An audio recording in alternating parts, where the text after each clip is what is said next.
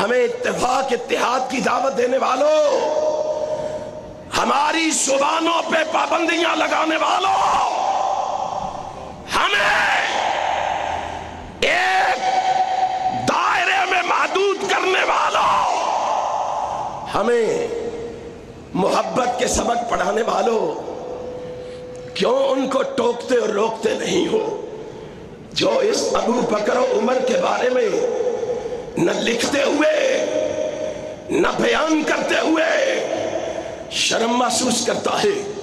جاؤ اٹھاؤ رجال الکشی کو، اس کی چوتھی جلد کو، 463 کو وہاں لکھتے ہوئے بھی شرم نہیں آتی، اور اس لکھے ہوئے کو پڑھتے ہوئے بیان کرتے ہوئے بھی ان کو شرم نہیں آتی۔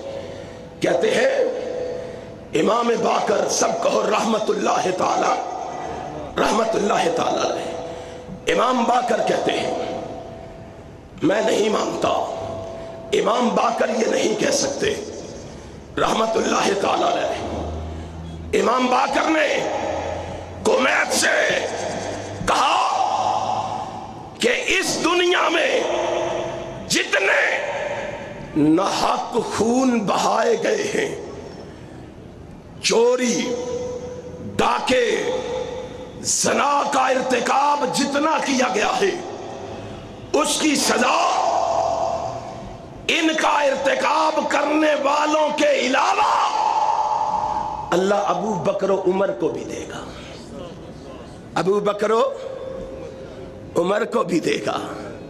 یہیں پہ بس نہیں، اگلی بات کیا کہی؟ کہا نحن معاشر بنی ہاشم نامر کبارنا والبرات نامر کبارنا بسبہما، ہائے ہائے ہائے، والبرات منہما، کہتے ہیں ہم نے اپنے بڑوں اور چھوٹوں کو حکم دے دیا ہے کہ وہ ابو بکر و عمر کو صبح و شام لان تان اور تبرہ کرتے رہے۔ کیا کہتے ہو؟ ہم یہ سن کے خاموش ہو جائیں گے؟ ہم یہ دیکھ کے آنکھیں بند کر لیں گے؟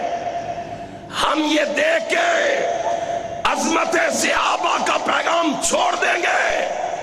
نہیں، کٹ جانا تو گوارا ہے، مٹ جانا تو گوارا ہے، مر جانا تو گوارا ہے، جل جانا تو گوارا ہے۔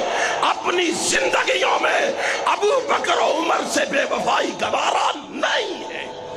ابو بکر و عمر سے بے وفائی گوارا، اونچی کہو گوارا، گوارا نہیں۔